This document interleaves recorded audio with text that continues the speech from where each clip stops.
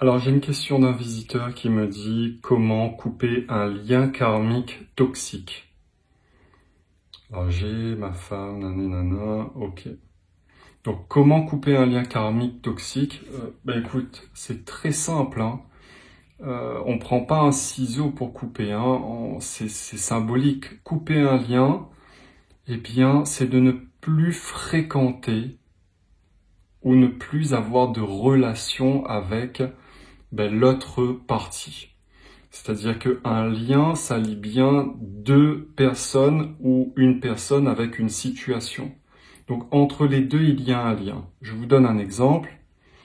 Un lien karmique, il peut y avoir un lien karmique entre vous et votre partenaire, entre vous et votre métier, entre vous et votre banque, entre vous et votre meilleur ami, ou je ne sais pas, etc. Et le lien karmique, il devient toxique quand il crée des soucis, d'accord? Quand il commence à créer des perturbations mentales. Je vous donne un exemple avec votre partenaire. Eh bien, peut-être que vous entendez pas, vous vous mettez en colère, ça génère des émotions négatives, des conflits. C'est un lien karmique toxique. La solution pour couper ça, c'est très simple, c'est de vous séparer et de chercher un partenaire où la condition de réussite du couple est la paix. Donc quand vous commencez une relation, vous dites bien, vous signez un contrat moral, entre guillemets, est-ce que tu es pour la paix des ménages, la paix du couple? Oui ou non? Si tu es pour la paix, eh bien on peut se mettre en relation, parce que moi je veux être en paix. Pareil prenons avec votre banque, vous avez un lien karmique, eh bien quand vous signez un contrat qui vous lie, par exemple, avec un crédit immobilier. Quand vous avez un crédit immobilier sur 20 ans, 25 ans, vous avez un lien karmique qui va entretenir le souci pendant 20 ans. Parce que pourquoi? Vous ne vous sentirez jamais libre. Vous êtes lié à un remboursement financier. C'est absolument terrible. Le crédit, c'est sûrement le pire des liens karmiques toxiques qui existent aujourd'hui. Hein. C'est comme ça d'ailleurs que l'oligarchie, entre guillemets, eh bien, elle contrôle le peuple, elle contrôle les États. Tout ça comment? En leur faisant des crédits et en leur menaçant, voilà, hein, on vous coupe les vivres si vous ne remboursez pas, si vous ne suivez pas nos directives. Ça, c'est absolument terrible.